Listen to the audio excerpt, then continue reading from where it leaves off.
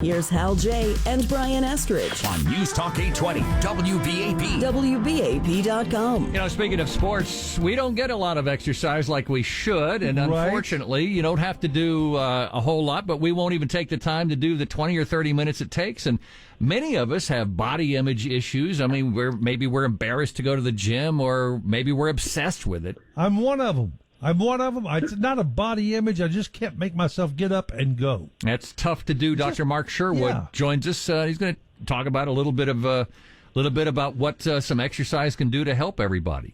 Hi, Dr. Sherwood. Hey, good morning. Thank you guys for having me. It's time to get motivated, men.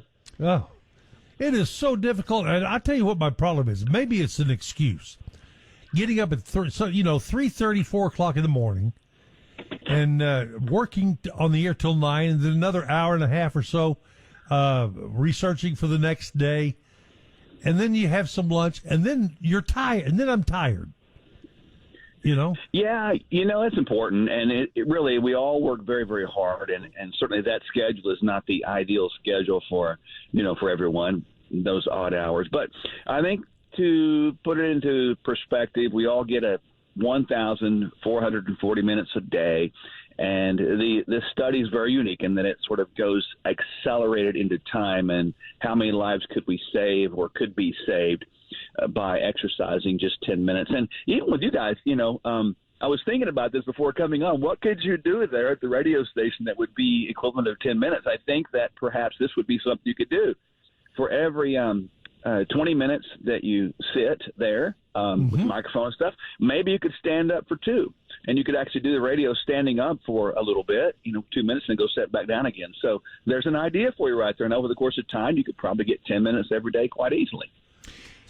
It strikes me that even if we do exercise, we don't eat well in this country. We have a lot of garbage that we consume, and you can't outwork a bad diet. It catches up to you.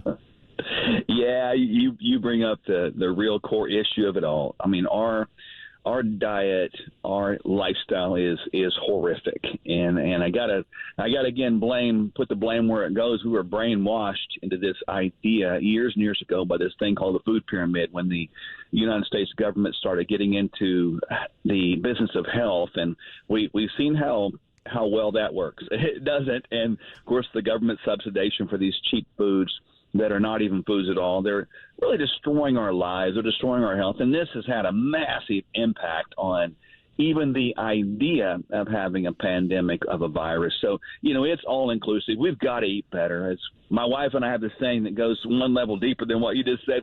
We say that you can't pray away, pill away, hormone away, exercise away, or supplement a bad diet. It's going to catch up with you every single time. Yeah. 30 seconds, all I got, Dr. Sherwood. Quick question. Do you think that some of the chemicals and the things that are in our food, do you think that's why we have more disease in the country?